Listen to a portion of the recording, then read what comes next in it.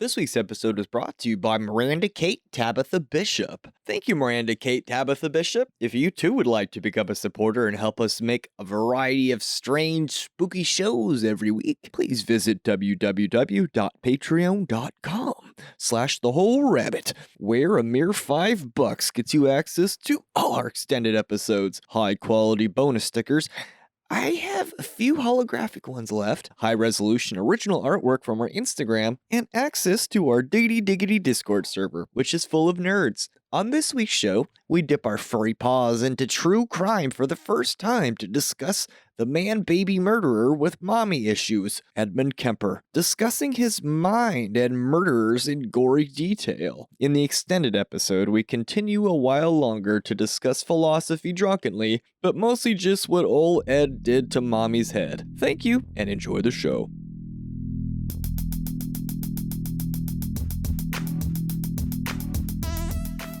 Stop it. I already went to horny jail today. Oh, I'm sorry. Yeah, y'all get spicy in the waifu chat. I had to restrain myself multiple times from replying. Talking about stepping on boys and stuff? Yeah, I know, and I had to escort myself out immediately. I mean, it is like the beginning of this problem. Yeah, but I'm talking about getting the other spicier things was like, whoa, I cannot read this. I just got out of work. There's a gas shortage. People are ramming into each other on the highway and acting crazy, and now I have to go to horny jail. I'm gonna go back and read this. You said all of it. So did. Oh yeah, I did say all of it. It was you and Crazy Lepus and Malachor. I remember. Oh yeah, I said all. And you're like, we better not let Dingus in here. And I'm like, what about me? What did you just say? Don't let the child see the dirty chat. And I'm like, okay, well, you don't want me to see it because I might start people. Wow. You can't say that. I mean, that's why I escorted myself out of the room, you guys. I think there's a bit of a difference between somebody stepping on you and somebody sitting on your face. I guess they're both kind of dominant, and it depends how it goes. But it's not. I don't know. All of it's related, and it's all interesting to me. This is a great way to start a fucking conversation about Edward Kemper. Also, of course, there's a massive difference. There's significantly less ass involved. Well, ass is soft, and it's not as hard as a foot would be, because the foot takes all the pressure of your weight. Hello, everybody, and welcome to The Whole Rabbit, where we don't just discuss fictional bad guys, so we can integrate our shadows and snuggle each other's supple butts while watching disgusting body horror and eating popcorn. Nay, we discuss the real ones who've always crossed the line with their sisters' Barbies and begin driving around with decapitated heads on the regular before realizing that they were actually just mad at their mommy. Because this week, we're discussing the camera crowding, bumble butt having, Coed killing, cranial decorative gardening extraordinaire, Edmund Kemper. Yeah, come on there, little sister. I got the basement keys. It's time to play Gas Chamber today.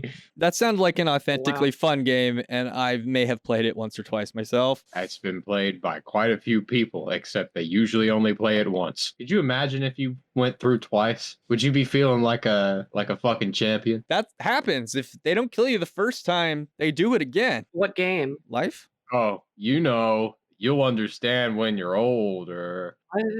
The prison industrial complex? Mm-hmm. The medical industrial complex. I'm at a loss. I'm Darth Dingus. I'm your host, Luke Madrid, the Hacking Rabbit. And this week, I'm joined by the miraculous Mari Sama. Whoa. The disastrously delicious Darth Dingus. I don't like those two descriptors right next to each other. And the mimetic mesmer himself, Malachor 5, formerly known as Industrial Illusionist. Just don't get in a car with people like us on the highway. Just don't get in a car. Hey, don't say that. With a stranger. I'm not a stranger. Ever. Well, that's just advice, because you probably don't know us, and we're strangers to you, so follow the advice. It's not the 70s. Some people are still living in the 70s. I have all I the know right is- stickers on my car. I know people who have hitchhiked, and they've seen some things, and they wouldn't recommend it. Yeah, that sounds a bit on brand.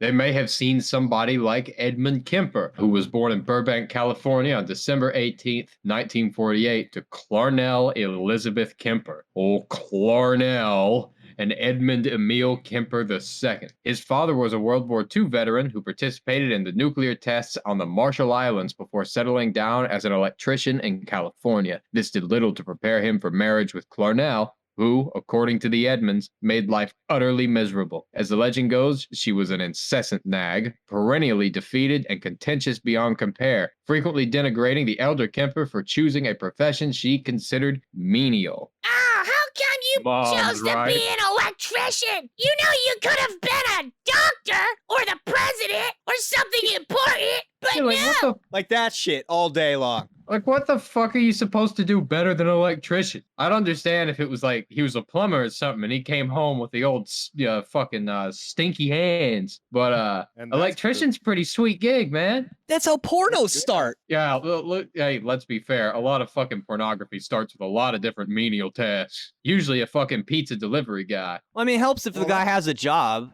Yeah, Extra being a meat. job and an electrician are like totally fucking different. Well, it is considered a blue collar job, but you have to have engineering training to understand how not to kill yourself with electricity. Yeah, So- like it's like an educated skill. He's a Kind of vet. like welding or machining, which we actually have someone in our Discord that does machining for a living, which is awesome. So no matter what he had done, it wouldn't have been good enough, is the idea. Right. Yeah. It's like that was a totally respectable job, but she was never gonna be happy. That was just a personality trait. She sounds like a narcissist to me. And that's the dynamic of Kemper the Third's parents, and it's like a fucked up upbringing from the start. You kind of feel for it, like he's really not that crazy. You know, he's just brought up the wrong way. Something Think interesting Kemper is too. batshit. Something interesting too is that he had multiple sisters, right? He had what, two? And then the over domineering mother. The mother would dominate the father, and the father basically he cucked out and didn't defend the children at all. And especially Edmund, which is weird because the male the son and the fathers are supposed to bond, and it's like a masculine, it's like it helps men grow up and be stable and not be violent. And I think that because his father was submissive, he missed out on that bonding and learning how to manage his urges, which we'll talk about soon. Little Edmund Kemper desperately wanted his father in his life. He wanted to bond with his father. And it's true, when the abuse got to a whole new level, Dad didn't agree with it, but he also didn't stop it, and he didn't try to stop it. Just as afraid of the mother, like his wife, he just wanted to get away from her. This man was a fucking Eeyore. Yeah. He just sits there and goes, "Oh, bother," while his kid is Yeah. like fucking sawing through the neck of a cat. Yeah, pretty much.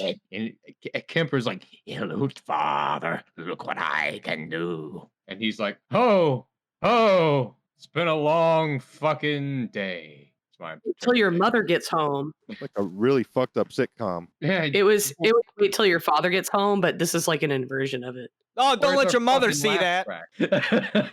Something about the fucking thought of So- sawing a cat in half and somebody shaking their finger at me and go, "Don't let your mother see that." Well, he buried one of them alive, and then he dug it up later. Because he didn't want to kill it himself. He was just putting in the fridge to save it for later. He You ever was do that known with to your do cat? No, but he was known to do things like that later. He kept the cats in his Well- closet and shit. No, there was two cats. It's really interesting that he buries the first one though, because he can't bring himself to actually kill it. Because you can see the progression of him he's curious about what's inside of people. To me, what I'm seeing is a child trying to figure out, like, where do people's emotions come from? Are people just machines that keep repeating patterns? Because the mother was also alcoholic, so he would witness this repetition of drinking and violence and yelling in a conflict. She didn't begin an alcoholic, though. He said that she Oh. became that way after she got her job at UC Santa Cruz, and it was too much responsibility for her. They didn't respect her, and she picked up an alcohol problem. That's what he said. She might be a daughter of an alcoholic, though, because she has the same kind of tendencies that an alcoholic would. It's a codependent narcissism thing. She had that fucking like 60-year-old alcoholic kind of like thin papery skin that just dangles around their forearms and like Yeah. fingertips and shit. Or fucking like hand shaking, pointing with the long finger. "Now, Edmund, I don't like when you put the heads in the closet." Yep. Now you got to live in the base. She's Huh? just the crypt keeper. Yeah, pretty much.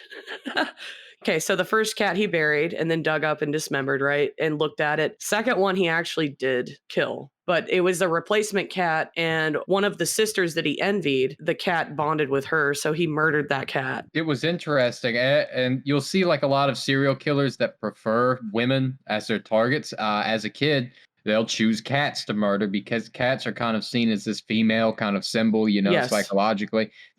They just like slink around, and they're small and quiet, and they're selective with their attention. They're also nocturnal, and they're solitary, and they operate more like females do. A witch's companion is typically a black cat as well, so dark feminine. He's trying to kill the witch's companion. He's trying to hurt the witch. He views women as witches. Well, I just feel like we're going over the most fun part, which is how he killed these cats. He was a very curious killer, and that's why I was so intrigued by his story. Honestly feel that he killed mostly for dominance and that he absorbed his mother's narcissistic streak. I think That's true. all fair to say what you both said. I decided Edmund Kemper would be a good first introduction to true crime for the podcast because Edmund Kemper is the quintessential, quote, incel. He's the quintessential, quote, nice guy that all women instinctually know to stay away from and fear. Well, because of him, like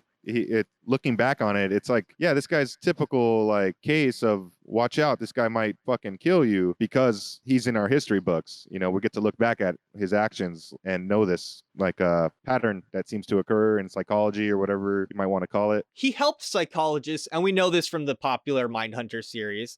He helped profilers discover how serial killers worked. And for the sake of this podcast, we're going to discuss the dynamics of basically the inside of an incel's mind. We're going to talk about his mommy issues. Yeah. And that's going to help us understand the shadow better in general. I have a question. Yeah. When are we going to get to daddy issues and the dark masculine? Everybody wants the hot, sexy, angry woman that they can murder because she's bad. It's like, but we're not going to talk about the other side. Okay. To respond to you, Edmund Kemper is that quintessentially toxic masculine. That's what I'm trying to say. I know, but when are we going to talk about daddy issues on the podcast? That's I'm curious because we've been talking a lot about females, dark feminine and dominant femininity, but we haven't been talking about necessarily the other side of things. When you have a beautiful fucking well-packaged fucking trilogy of episodes with a fucking garnish of a horrible aberrant serial murderer on top. So you guys just don't know about that stuff. Okay, I just was asking. Let's do it next week. Come to me. Yeah, I was gonna say next week. Why not? Yeah, I don't have any opinions on this. We don't have next week planned, so yeah. It's really good to hear that y'all don't have daddy issues. Oh, I got daddy issues. That's why I don't want to talk about it. Yeah, y'all are all scared of talking about that, but you'll talk about stepping on people's balls and sitting on their face. I didn't bring that up. To retort to Mari, my cousin who abused me when I was a child, I saw him choke a cat out in front of me when I was like 4, and that's fucked up. It's not just women, and women also aggress things like how how Ed's mother abused him. She probably didn't hurt him physically, but she definitely messed his brain up. Well, let's like talk even about more him in a fucking cellar. She locked him in a Right. cellar, and that was his bedroom. After she found the cat, she was like, I don't want this boy hurting me or my girls. So she's like, Yeah, you're going to live in the he's- basement in the cellar, which she had the key She- to and would lock at night. And it was located underneath the kitchen table. So he lived under the like the place where everybody ate and gathered together. So he was like a prisoner underneath it.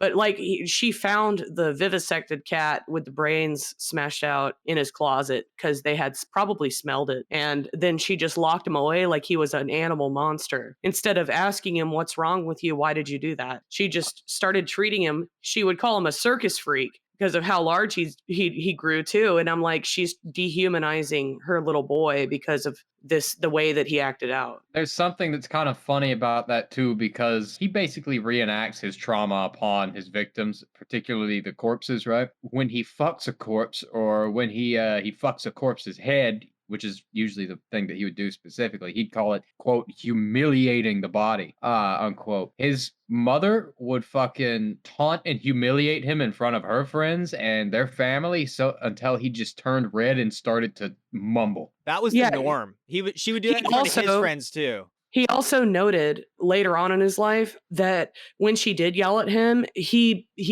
froze up like fight or flight mode and he became defenseless. Because I mean, if you think about it, if your guardian attacks you on the regular, he didn't know how to act out or modulate his feelings of fear or hatred properly. And this is why he turned to actually killing things, because that's the only way that he knew he wouldn't be rejected or hated by something else. He very much wanted to have power over his victims. Consider the following. Most of the fucking attention that Edmund Kemper even got, because Edmund really lived two lives socially. On the one hand, he was a good friend to many a police officer and male authority figure. He was well known by cops just for being like as they put it on the last podcast on the left, a friendly nuisance around their cop bar, you know? And when he was in the mental institution, he just appealed to all the fucking psychiatrists to the point that they let him look at case studies and like help them around the fucking mental hospital. He was a little pet project, right? This was not the case with women. He had no success with women. The closest he ever got, which I think was pretty fucking close, time that he could have had some kind of intimacy with a woman, he just fucking kill him. He just fucking kill him. Well, he'd freak out because he never learned, like his mother never cuddled him. If you think about this, he never learned how to bond or treat a woman, because what he learned from his mother is that women will never be satisfied with him. So he felt like the only way that they would accept him is if he'd have to kill them first, because they would always say no. And that's to me is like why he has that aggression. But there's something interesting in that to me, because when he was 7, he said he would have to kill his teacher first if he kissed her. Yeah, his So, sister's like, like, oh, you should kiss your teacher. And he's like, I'd have to kill her first. That way she can't have a disgust response or yell at him or hurt him after he did it. Yes. He doesn't like the struggle. He doesn't want women to push him away or hit him or yell at him or call him names or anything. He wants them to embrace him and accept him for who he is and allow what he wants. But the mother was never that way to him. So he has this hookup this hitch in his mind that females will never accept or love me unless they're already not breathing, because I can do whatever I want with this cat body. So what's to stop me from doing it to other women? I just wonder if his murderous tendencies arose as a result of that emotional dysfunction specifically, or his necrophilia arose because he was already killing things and those feelings were just kind of starting to bubble up for him. I think it was a mixture of his puberty and his coming to terms with his sexuality. Like, this is how he explored his sexuality, because he had no social, he doesn't know how to talk to girls, obviously. It seems to me like he had this almost admirable curiosity about how people work and how emotions work and what makes somebody tick, what makes them yell at you one moment and the next moment they're lifeless. Like, what is that? So there's some kind of, and he's also a freaking genius too. He's super intelligent. So you have to understand that super intelligent people also act on curiosity. And a lot of times they are sociopathic. Like they don't have empathy modulation or emotions. So they can't socially connect with other people. So they're more likely to become killers, right? So there's a lot of factors to that. It's not just that his mom treated him like shit, but she did that because she didn't know what she was handling or how to deal with that, So, I mean, if he was killing cats, he might very well start killing the family. So that's probably why she locked him in the basement. But not to say that's a good thing to do, but I understand why she might do that. But it also made him worse. So she intuitively understood that at some point he was probably going to kill her. And she knew this from like way back when, and had that suspicion. So was it a self-fulfilling prophecy? Another thing I want to mention is that Edmund Kemper himself said that if you combine violence with a growing sexuality, at some point, the violence and the sexuality become inseparable in the personality. That's an interesting take, but I don't know. Yes. I don't know how I don't think that's necessarily true. I do. Well, I mean, where does the violence have to come from? The jealousy of the sister for getting favorable attention because she's a female. That's kind of because the mother would berate the father all the time. The mother taught him that males are worthless. He would kill objects of the female's affection first, and then he began killing females. So the cats were kind of like a stepping stone for him to getting to people. That's what I'm saying is if you find somebody that's abusing animals and they think it's something, that's when you need to get them. You need to get them to the hospital right then because if you let them go, they're going to move on to something else. And that's what Ed was trying to say is like the more you associate violence and killing with gratification, satisfaction, or even stress relief, like feeling safe or in control of your situation when normally you're abused and locked in a basement. This is why it became an outlet is because nobody stopped it from happening. When I was researching, I was thinking like maybe his mom knew the whole time that this son of hers was the guy in town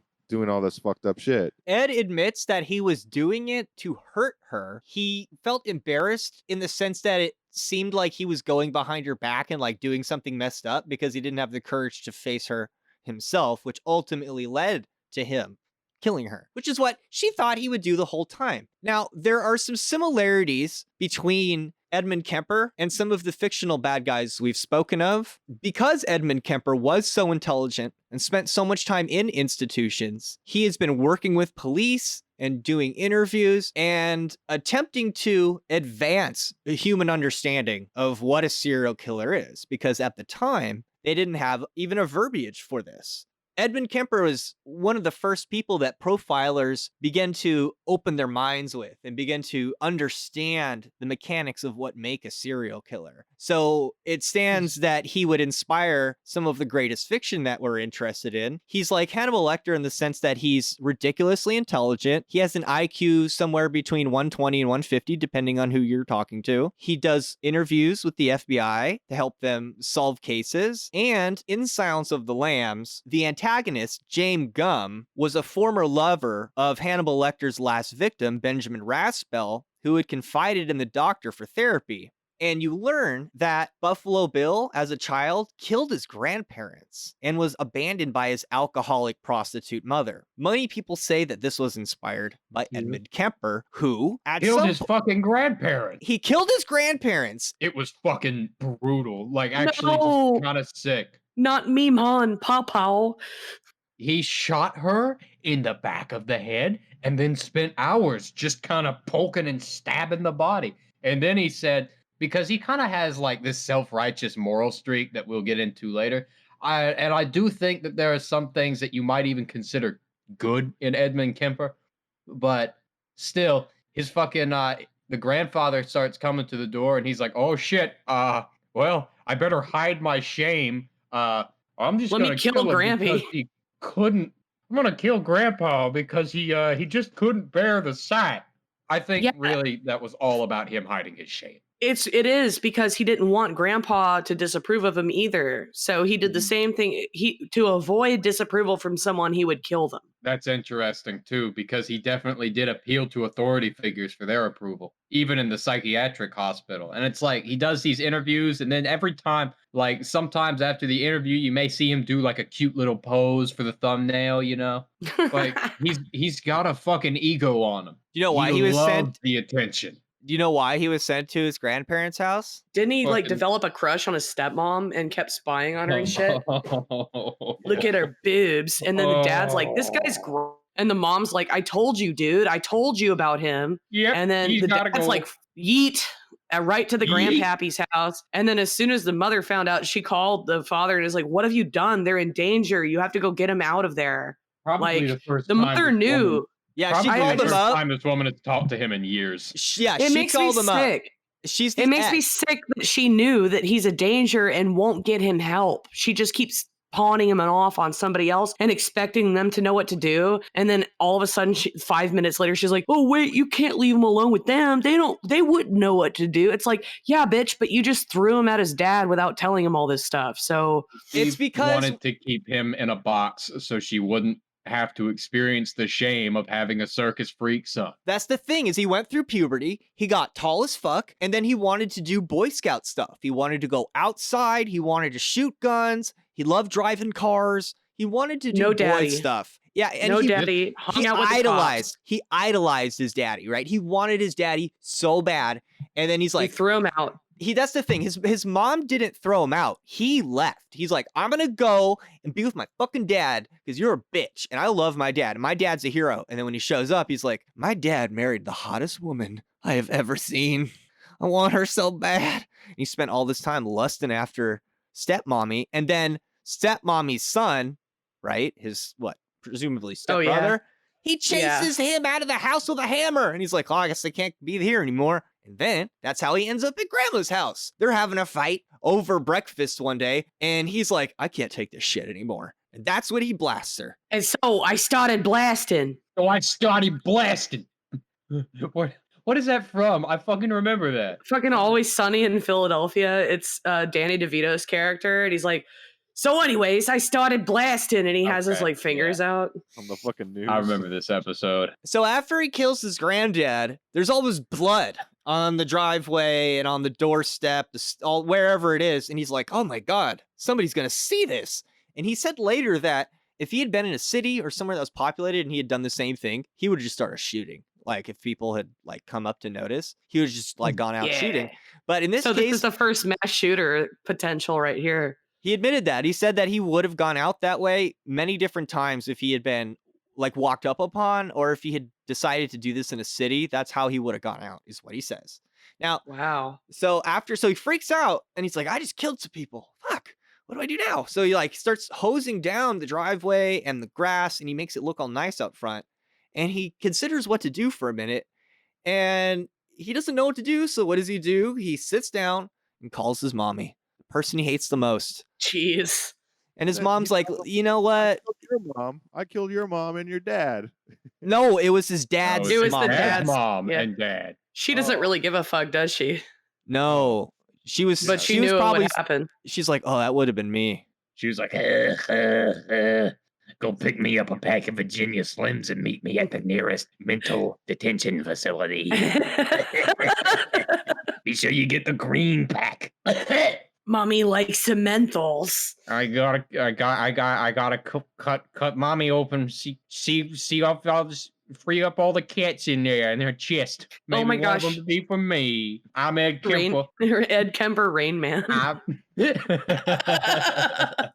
He's really smart though. And the fact that he's still coherent when people interview him is like one reason that I still like. I mean, I get why people are fans of serial killers sometimes. I mean, he has a legitimate personality. I'm going to get to that later, but we're not there yet. As long as he's behind bars, I mean, I'm good with that. He's had one infraction this whole time he's been in prison, and it was recently when he refused to offer a urine sample. He must have been pissed. I'm going to fucking strangle you. That was a good one. So after he killed Gammy, Ed Kemper spent 5 years at Atascadero State Hospital, where he underwent treatment. He became an adult in 1969 and was released into the custody of the state attorney who, despite the warning of various psychologists that unanimously agreed under no circumstances should Ed be allowed to live with his mother, sent him to live with his mother anyway. She needs to die. When Ed comes home, I'm sure it'll be fine. He'll just kill another fucking 5 cats. He walks in the door, probably has to duck down, because now he's 6 feet tall, 9 inches, towering over just about everyone he met, despite it being well known that he was a killer. Ed appeared to be, by all who beheld him, a gentle giant. His mother, however, did not have the same reputation. She, of course, was well known for going out of her way to embarrass him once again, to the point of him turning red and bumbling about like an idiot. She never stopped with this shit. It was constant. Yeah, even when he was quote unquote rehabilitated, she continued to treat him the same way, which I think also added to his descent into how he eventually gets caught. It's just like she can never be pleased. Like, what is he supposed to do? And the mother is the only person that will take care of him. They actually have like this really fucked up codependent relationship all throughout like his time as a murderer too, because like she relies on him for rides to and from the fucking campus where he would commit his crimes. He uses the sticker she gave him for all access parking to get the get Coeds to trust him. Yeah, he also used his job eventually too. What was his job again? After he got out of jail, he became a highway patrolman. Oh yeah, well, I And thought that'll he come tried later? to. I thought he just No. tried to. He was too tall. Oh, I thought he became one for a while. I believe they didn't Uh, let him because he was too tall. That's what I heard. Oh, but he kept helping motorists later. But I think he learned this from going to campus, taking his mom to campus, because there's just girls around. They're trying to go to class, and he could just give them rides across campus. Yes. So he Man just started can't- giving people rides then, and that's how he figured out how to pick up victims. Yes, that's absolutely true. He learned how to pick out his victims by giving people rides. He did this so prolifically that he says he picked up thousands of people, which is a lot. And you know that if you're an Uber driver. It takes a long time to get to 1,000 rides, especially when you don't have a computer that's guiding you to the right person. Now, he spent so much time in the hospital, like just those 5 years. He said that he missed the whole like flower power or hippie thing. And when he got out of the hospital, all the people were way different and he didn't know how to interact with them. So to learn how to do that, he would start giving people rides. Now, for me, I was part of like a weird Burning Man hippie cult. And then I went through a divorce and I spent like just a lot of time working and like living in a garage because I didn't have any money. And then by the time I worked myself out of that and I got a car, I didn't know how to socialize with anyone anymore. I was really bad at picking up girls. I had a hard time finding dates. One way that I dealt with that was by becoming a driver, where you get introduced to so many people so quickly and you have to make decisions quickly, and the things you're like, it matters, right? Like when you're in a car, you could die just by getting hit by another car. And it's a life or death thing. It's an intimate thing when someone gets into your car. And so he learned how to interact with people by doing that. And here's what this is what really blows my mind and what I don't get is that he worked himself up in confidence to do what he did, to feel comfortable doing what he did. And he had to get to a place where he could think quickly and make a woman feel comfortable, kind of get her to open up and start talking. Like if he asked for something, they'd probably say yes. So here's the thing. That's the Here's the thing, though. How come he killed him? No, really, no. How come? No. I If he, I gotta say something. Now listen, clusterfuck. I was building up to this. If he had, and I've learned this by talking to other people. If you ask every single person if they'll suck your dick, one of them's gonna, right? but Like, okay, like how come? No, I've never done that, but I've been told that. And if you think about it, it's true. How come he didn't just do that? Because he had a mother that was never happy. So he already knew they would not be happy with him if he asked them to love him. So here's the thing that I noticed rereading this is that when he comes upon someone and he decides that he's okay with killing them, he starts to be social with them. Yeah. It unlocks this social aspect of his personality that he had blocked off before because he knows that he is ready to kill them and he doesn't have to deal with them yelling or screaming or calling for help because he's already decided that. And like, I don't know if I want to get into it, but later on, like, we haven't even talked about the first two girls, right? We're about to. For the record, Well, I'll talk more about this, but he turns this on. It's not just women. He has this sociopathic thing where if he decides in his own consciousness that he's going to kill someone if they scream, then he's cool. He's fine. He's relaxed. He can talk to you. He can make you comfortable. He's outgoing. And I think that's why he got addicted to killing is because it turned off those social constraints and he could be himself because he had an out. He had an out. His confidence was entirely tied to his capacity to be violent and his the amount of perceived control he had over any situation. Something that really struck me about the fact that he spent so much time just working up to commit this crime. Like it's extremely predatory. He's not exactly intelligent. It's not an off the cuff, like kind of like, oh, I'm making an impulsive decision and now I have to clean it up. He actually thought about it so much that he became good at it. Well, that's the interesting thing is that I think he had a legitimate avenue to just like learn how to socialize. He's fairly charming in like its weird doofus manner, you know? If you do act that way, we have these things called cell phones now, and the person driving is connected to an entire organization that can instantly fire them and turn them off. This was not a luxury that these women had, right? He could have done that whole like creepy shit with every single person he picked up, and he probably would have succeeded once or twice. And for me, it just seems odd that he would have to take it. Like, couldn't he try something else first? Anyway, I don't want to linger on that too much, but come on, he was this is a smart good- enough. He was smart enough to figure it out. I think the giving rides thing was a way for him to explore his socialization and what he had missed out on because he wasn't socialized properly. Yeah, he brings that up in most of the interviews, is that like when he started giving people rides, he just came out of spending 5 years in a fucking asylum. Like his entire adolescence was spent in a fucking asylum. That's got to fuck you up. Like that's no normal kind of social experience. He just spent all of his time around 40-year-old men and rapists, about 800 of them. I found it admirable that he wanted to help people, and he actually found an avenue to develop his social skills that way. But it's just unfortunate that he didn't have enough of a social support network for him to actually utilize this in a positive way, because he soon found out how easy, if someone's in your car and they don't have a ride anywhere and they don't know where they are, you're They're pretty helpless. much, They're helpless. yeah, you have all the power over that person, and he could do whatever he wanted with them, and he soon started to realize that. Which brings us to the topic of his first victims, Marianne Pesce and Anita Lucchese. On May 7th,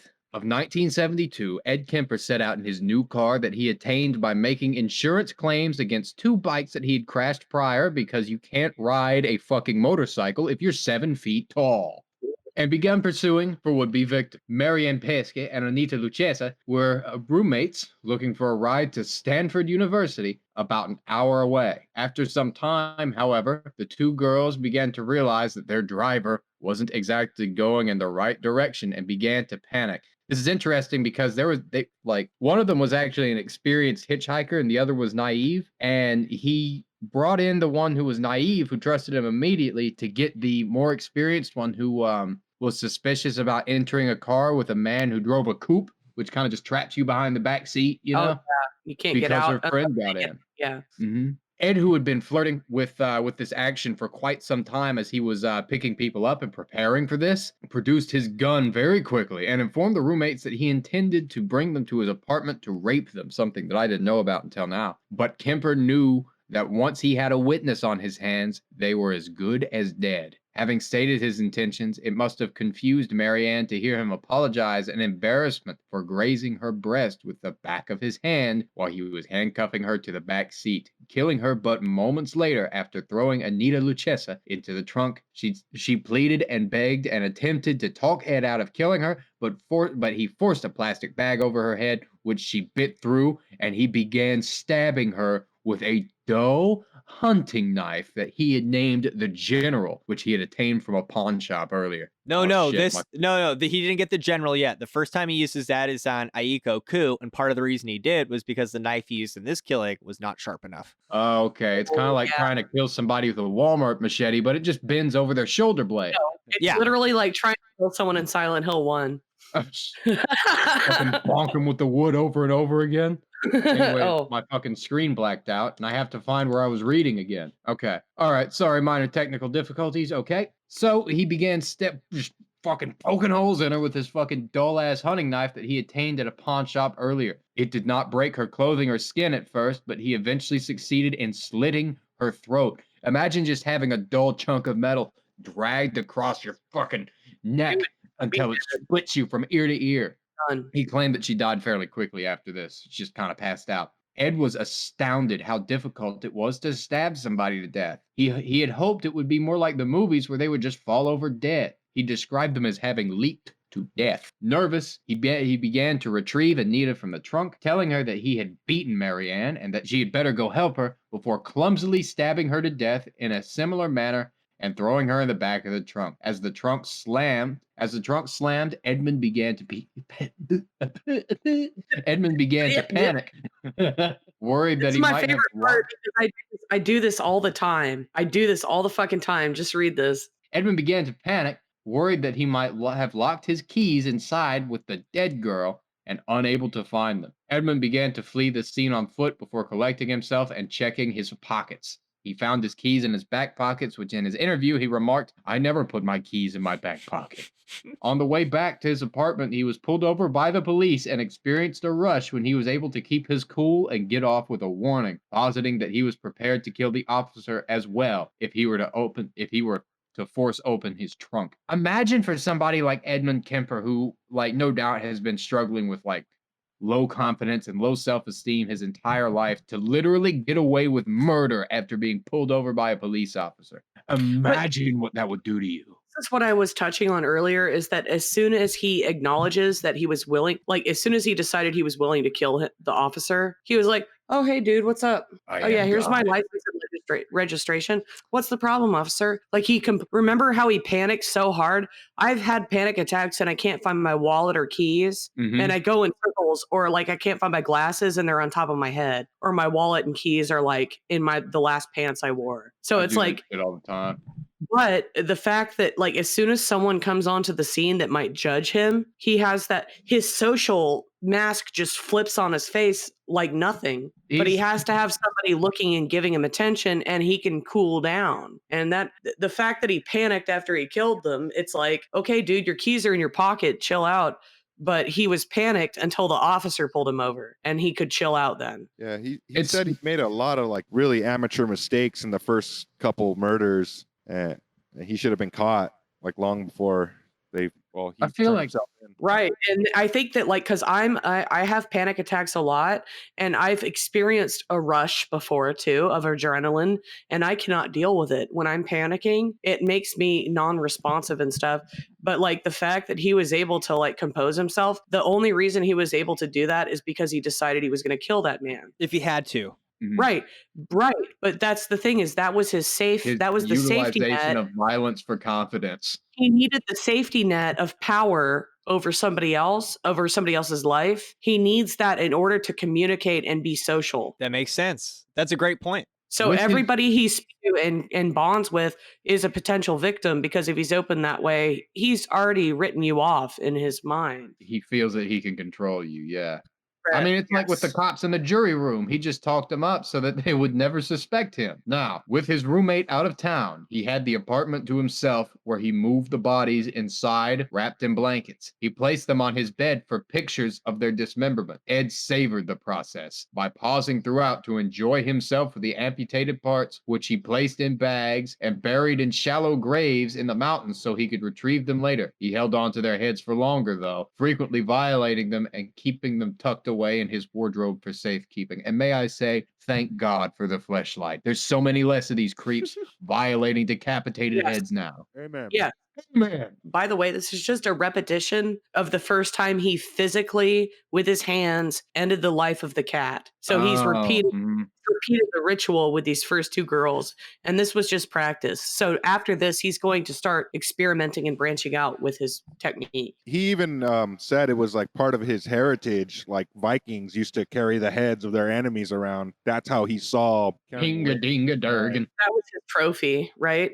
It was a reminder of how powerful he was, and it was a roster of all of the experience points he gained by slaying those stupid or whatever. So if you were a serial killer in the business of slaying those stupid I mean, what I'd just like to ask, what would your trophy be? Because personally, like, I don't like to do anything the normal way, you know. So I feel like I would take like I don't know, like a fucking skeletal hand might be Man, mine. that's a That'd be really, pretty really awesome question. A necklace of ears. I think the whole hip is kind of cool looking.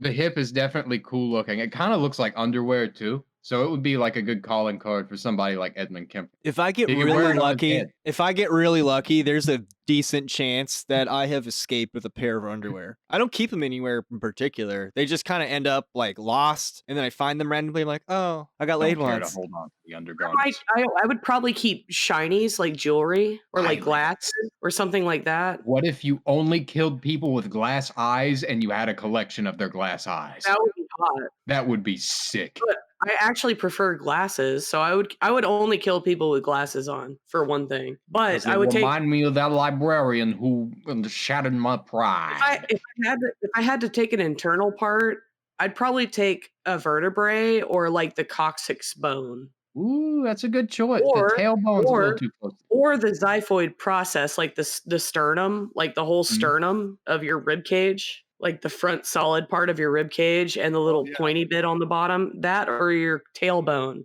I would take those. Well, he would ditch the heads after they got decomposed a bit, but he would hold on to their identification in their wallets, and he would eventually discard those as well.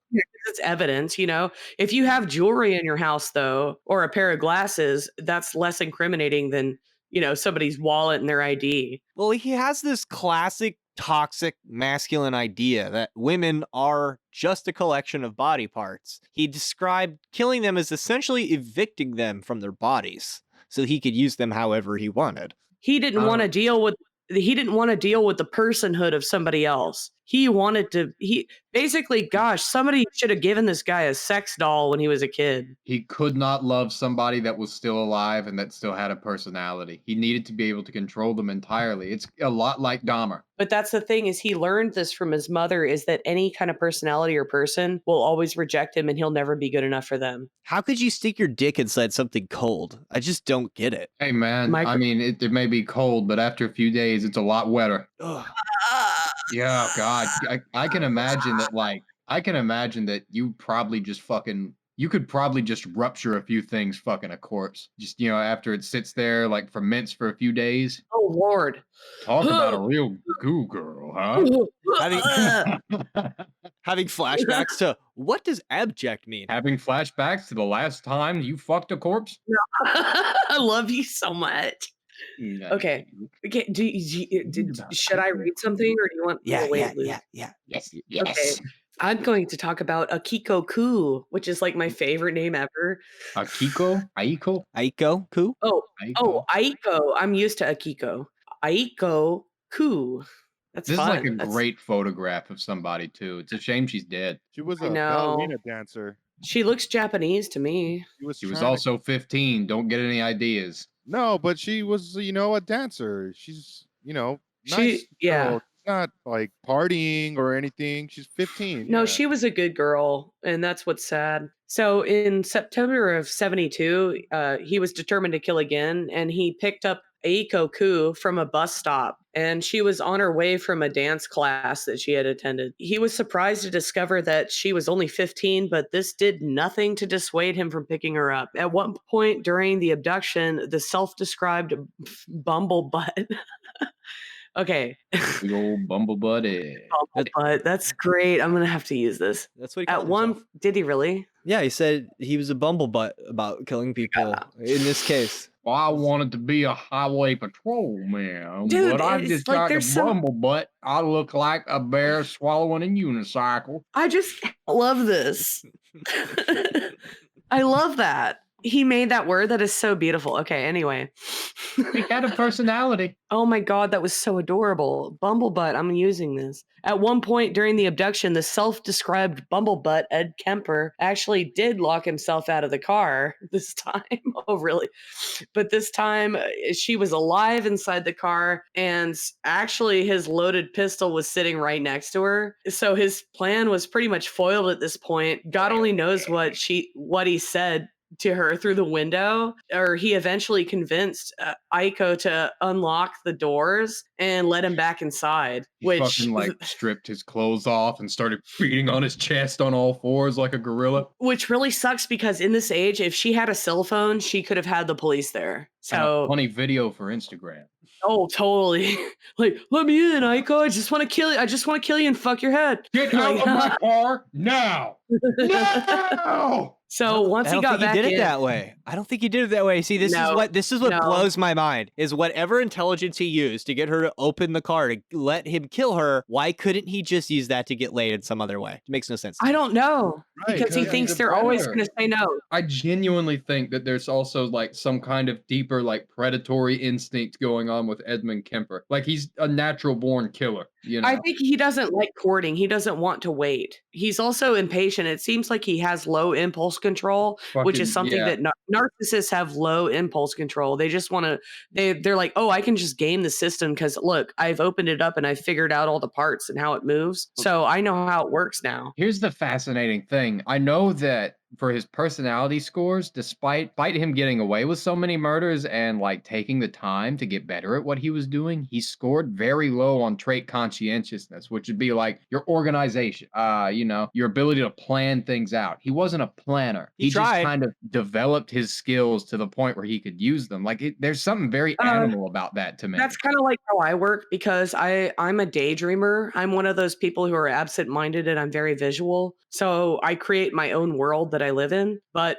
when I learn skills to better enable myself to create that world. But I do it, I do it through art, not murdering people. You're seeing his cognitive mind overacting and his socialization, his lack of socialization, basically failing to compensate for these urges that he experiences. He has some kind of panic thing happen and it overcomes him. And then he chooses the easier route for him, which is murdering somebody and using them. It's really like an extremely primitive kind of outburst. Like it gives me just this imagery of like two cavemen in a fight, and one picks up a big rock and just strikes the other on the head. And as soon as he smashes it and kills him, he's like, "Oh no, what have I done?" And then he just starts smashing it more. He's not a problematic personality in prison. Like, what if he had just like all the time he had spent chopping up bodies and looking and all that? What if he was working out? What if he was working on his personality then? What if he was talking to a psychologist? It's like he would have been like Elon Musk if he did that, right? Sometimes the resentment that you feel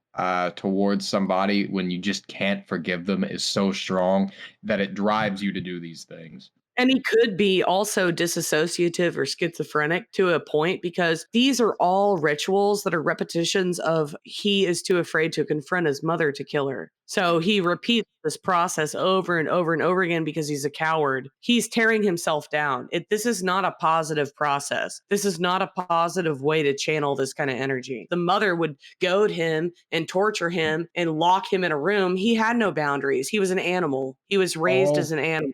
That he knew was need. I guess what I'm saying is everyone says like, oh, if somebody's going to be a killer because they're so weird, et cetera, et cetera. But like at the same time, a lot of successful, powerful, good people had really weird upbringings and abusive upbringings and maybe had bad tendencies that they worked through. So I see somebody who with just a little change might not have become a murderer. He could have transformed it into something beautiful. And that's what's truly heartbreaking. He could have sold nitrous balloons at Burning Man. And he could have gotten into that car with Aiko and said, "Look, I'm sorry. I'm a terrible person and I just want to take you home now." He could have done that with her, but he didn't. He had the intellect, but he was a coward. He didn't want her to reject him. Psych himself into doing it because he didn't want to really do it. He challenged himself like to do it, and then when he felt like not doing it, there was like a part of him that was just like, "No, you got to do it because then you'd be a pussy or something like that." So there's something really makes me think of the sphere of Thaumiel in the clip off, where he really is like an incredibly dual person. I don't think he's like antisocial outright like a lot of people claim. I think it's fairly clear that he's driven by some intense emotional urges, but he's always beside himself. Oh, he's so emotional, but he doesn't know how to express it because the mother was not present. Well, there's also like the single most interesting thing that happens in this story to me is when he's going up that staircase with Aiko's head in her camera bag. Oh, we'll get to that. Getting ready for a psychiatrist appointment. We will get to that. I haven't even finished the story. Finish the story, damn it. So once he got back in the car with her, I mean, that was a bad decision on her part, but she had no way out otherwise, I guess. There was a loaded pistol right next to her. Oh, that's true. Sorry. But she didn't notice it. Anyway, we're not here to judge the victim. I'm just saying, like, she didn't notice that. Weak. Oh, shut up, Dangus. So anyway, when he got in the car, he duct taped her mouth shut and he suffocated her to death by jamming his fingers into her nostrils. And he sat there and savored her struggle and then violated her after she was dead. So that's the thing about him is that he cannot perform while they're alive because he's afraid of not doing it right. There's this fear of rejection. Performance anxieties. Oh, totally. But if they're not there, needed is that some extends in a studded condom. If he So if he evicts the spirit from the body, then it's okay because there's no witness. So he can do whatever he wants and get off. Once he got home, he took her inside and cut off her head and hands, and then he buried the remains above Boulder Creek, which I assume is the house where he lived. I'm guessing. So the next day, Ed appeared for a parole follow-up with his officer in a panel of psychologists who deemed him safe and normal, they congratulated themselves for rehabilitating a childhood killer. So this is a really interesting contrast that he does his dirty the night before, and then society deems him, as Alex was deemed safe for society, even though they're not really safe for society. So anyway, so he still had the remains in his house, and he had buried the other remains by the creek, or he had kept the head of Aiko in his trunk out in the parking lot. Oh, wow. While he was at the psychologist panel? Mm-hmm. Not at his house? Yeah.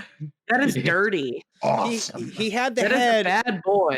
in his trunk while he was in the psychologist's office going through that panel. So after he buried everything, he took her head along to his psychology panel. Very nice. Very, very, very nice. Well, he makes it sound like a logistical thing, like he didn't have anywhere to put it at the time. He's very but it's a trophy fucking thing. nonchalant Come about on. It is. I would be smirking to myself all the way back down that staircase. I'd be like, despite this victory, Ed still found himself moving back in with his mother. Wah, wah, wah. I know, right? What a Bad millennial. trombone. The limitations of shared space, however, did nothing to dissuade him from continuing his morbid activities. He definitely continued on killing. Now, Ed, have you ever thought about laying off the avocado toast? Oh, no. It's really good for you. It's a healthy fat, Fucking millennials. You are what you eat, Found it really interesting that he killed her specifically by sticking his fingers up her nose. I hate it's that. still like a penetrative act, very It's like he much would so. flirt with the idea of doing this, but he could just never approach it. And when he was taking that camera bag, like in one of the interviews where he's talking about passing up a smiling couple with that head in a bag, he said, and they were going on a date. Where I could only wish that I would be going, but I don't know how sincere that is. Also, That's why I keep something bringing it up. It's like here's the love. thing. and Here's acceptance, another but- thing. Here's another thing is he's obsessed with suffocating people to death. Notice? Mm. Someone with a bag on their head. He buried the cat in the ground and it suffocated. He suffocates them to kill them. He likes that they can't talk, scream, and then he put his penis in the mouth, which is where you would talk from. So he is stifling in every single way, spiritually, emotionally, and sexually. He is stifling the female's voice in any way possible. Yeah, he's the perfect manifestation of the toxic masculine. He is the tower card, kind of tall fucking guy. It's a penis that falls over, literally, in fire. Mwah. That's my fucking penis falling over noise. Welcome. There's something else. Mine's more like Tell me your noise. it's like It falls hard. it's like I didn't- oh, you get that? It's like No, it just slaps. it's just like It just slaps your tummy immediately. I have to pump mine up with like a fucking bicycle pump. So when it's over, it just kind of escapes out, just slowly, kind of like like letting a balloon go. Anyways, the last thing that I find interesting about this exchange, and it's really like the thing that stuck with me most out of like all the things that I read and listened to about him, is he brings up just the contrast between the two worlds of this couple walking down the stairs and him walking up the stairs with a head in a bag. And they smiled and had a warm interaction with him and waved at him happily, and he waved back and smiled. But as he put it, he said, I could really feel the gears starting to grind together on that one. I could That feel really myself grinds being- my gears. You know what really grinds my gears? Fuck that show. he knew he was Like, he insane. Is the described- point? He knew I that think- what he was doing was insane, but like, I don't know, maybe He didn't I feel stop like I doing can it. relate to that kind of contrast, where you get in a situation and you think about the contrast between yourself and something else that's happening, and it is enough to drive you a little fucking nuts. Well, Like here's there's the just an thing. existential problem there. When I have a panic attack, my subconscious, my body shuts down and I can't do anything. My left brain and my logic mind is still working, but it becomes frustrated and I have a breakdown because I cannot move the way that I want to. So I feel like I understand why Ed has this disconnect. Seems to me as soon as he decides that I'm willing to kill this person, that this kind of demon comes in him and it drives him to do these things. It's a I body really feeling. do believe that there are two It's a different heads. motivation. It's a psych up, like you were saying. He has to psych himself up, right? But at the same time, it's a way for him to express himself. So, but there has to be he has to signal it, and the signal is I'm willing to kill this person. It was called And- his zapples. He said once he felt his zapples, he knew it was time. And he described this as like all the things aligning just right, and this special feeling happened that felt like excitement and knowingness So that he's- this was going to happen, and it was his confirmation feeling in his body. He called it his The little building of zapples. tension. His zapples. He's probably an INTP. Like he's probably an introvert, and he processes information differently. So he's a genius on a certain level, but he goes strictly by his intuitive. He has a high intuition, which is a feminine property, actually, which is the bond that he's missing from his mom. And the father didn't teach him how to tone back his intuition. Yeah, his father didn't teach him shit. And the intuitive process means if you intuit something, then you're like, okay, well, this is a stressful situation and I'm taking a risk, but I'm gonna fucking do it because I have a gut feeling this is gonna work. So he's operating off of his gut, which is ironic because his whole motive and the way that he executes his victims is based in a feminine and subconscious brain process. He's foregoing his frontal lobe, like, oh, what if the cops find me? This is a bad thing to do. This girl is nice. She didn't do anything to me. Like, he's foregoing all of this stuff to indulge in his fantasies. Which are morbid. That monster would wake up again and kill again, of course. In January of 73, he bought a 22 caliber pistol and would drive around town and eventually found Cindy Shaw and drove her to the woods, and he shot her before taking the corpse back with him to his mom's house. And he would put the corpse in a closet in his room and wait until his mom left to work to take out the bullet, and he had his way with the body. Once again, the only way that he could get this feeling out was when they were already dead. He beheaded the corpse in his mom's bathtub, and then he buried the head in the flower garden, looking right at his mom's window, stating the reason he did this was because his mom always wanted people to look up to her. This was an interesting case too, because he buried the head in a symbolic way outside of his mother's window, looking up, just covered in dirt.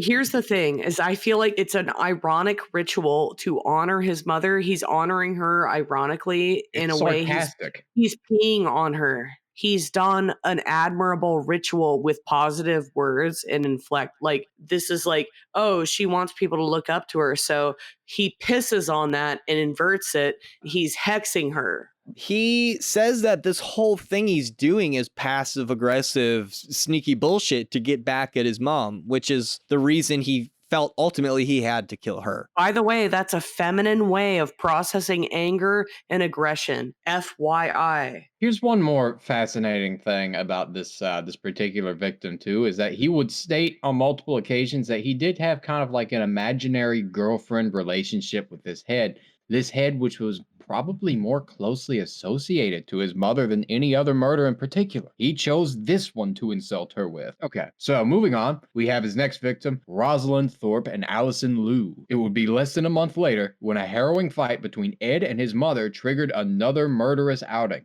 This time taking two victims at once. He picked up Rosalind first. Her presence in the car apparently reassured Allison, who willingly got in. Miss Liu was sitting in back, right behind Miss Thorpe, Kemper recalled. I went on down a ways and I slowed down. I remarked on the beautiful view. I hesitated for a few seconds. I had been moving my pistol from down below my leg in my lap. I picked it up and pulled the trigger. As I fired, she fell against the window. Miss Liu panicked. I had to fire through her hand, and she was moving around, and I missed twice. Eventually, though, he succeeded and struck her in the temple. She was still alive, however, and moaning loudly as they... Holy fuck. moaning loudly as they reached the university gate, which provided Kemper little resistance after spotting his campus sticker.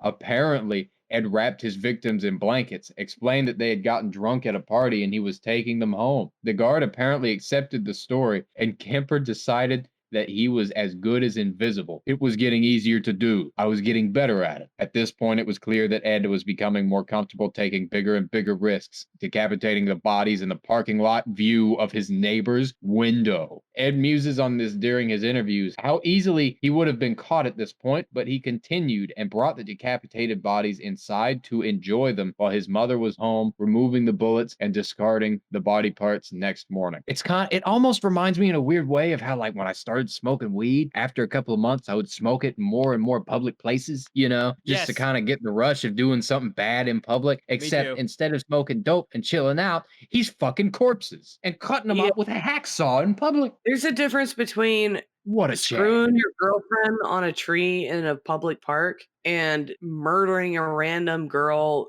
and fucking her head for 5 weeks afterwards. There's a huge difference between those two things. I wonder how he felt about the smell. Like we were talking about earlier in the episode, the mother definitely smelled some shit when he lived with her in the apartment, but she's not saying stuff anymore. She's letting him do it. I feel that's the That's truth. She interesting. knew. Yeah. She probably knew the whole time, and she just let it fucking fester and rot until Yeah. people it's- started getting chopped up for too long. Yeah. Okay, another feeling that I get is like maybe she thinks as long as it's not me. Right.